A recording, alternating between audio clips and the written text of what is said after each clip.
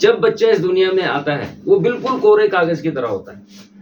मतलब ये है कि उसमें कोई ब्लूप्रिंट ही नहीं होता है। तो फिर बच्चा आगे चल के नेगेटिव या पॉजिटिव या बहुत ज्यादा जिद्दी, चिड़चिड़ा क्यों हो जाता है, या किसी चीज की एडिक्शन क्यों उसको लग जाती है? कभी हमने ये विचार किया है? बिल्कुल नहीं किया है।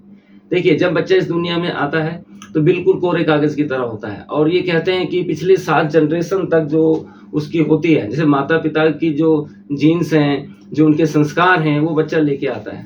साथ में जो उसके दादा दादी या उसके परिवार में जो पिछली 7 पीढ़ियां हैं, तो उनका भी इस पे असर पड़ता है।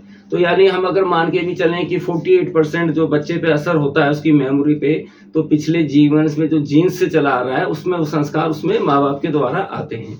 और 52% यानी 51 to 52% आप लगा लीजिए कि जो उसमें ऐसे संस्कार जो पढ़ते हैं, वो जो इन्वायरमेंट है, जिस हिसाब से उसकी परवरिश हो रही है, आसपास का माहौल है, उसके हिसाब से वो गेन करता है।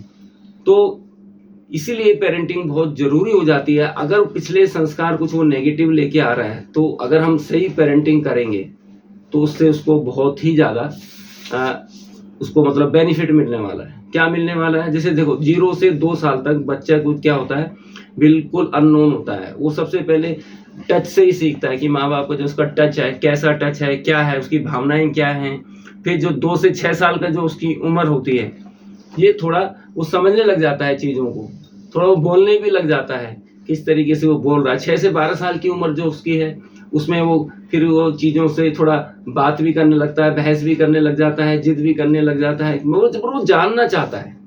अब जो 12 से 18 साल की जो उसकी उम्र है, ये है उसको गाइड करने की उम्र है। तो 4 चरणों में अगर हम बच्चे को बांटें, तो पेरेंटिंग को भी हम 4 चरणों में बांट सकते हैं। जो पहले टाइप के जो पेरेंट्स होते हैं, उसको हम कह सकते हैं उदासीन पेरेंट। जो उदासीन पेरेंट होते हैं, उसका क्या होता है मतलब, किसी बच्चे को 2 चीजें चाहिए होती है। एक तो उसको लव और फोकस चाहिए, यानी अटेंशन चाहिए, और उसको ये चाहिए कि भाई उसको प्यार मिले, प्रेम मिले। दूसरा डिसिप्लिन, और उसको कैसे हम पुश करते हैं डिसिप्लिन की तरफ। ये 2 चीजें बच्चे के जीवन में होनी बहुत जरूरी है। तो उदासीन पेरेंट क्या होते हैं?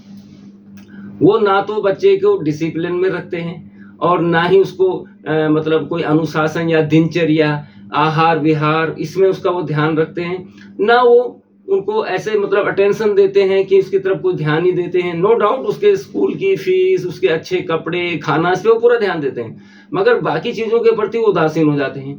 और इससे क्या होता है, बच्चे का भावनात्मक विकास नहीं हो पाता है, जो पेरेंट्स से उसको मिलना चाहिए। दूसरे तरह के पेरेंट्स क्या होते हैं, वो बहुत ज्यादा केयरिंग होते हैं।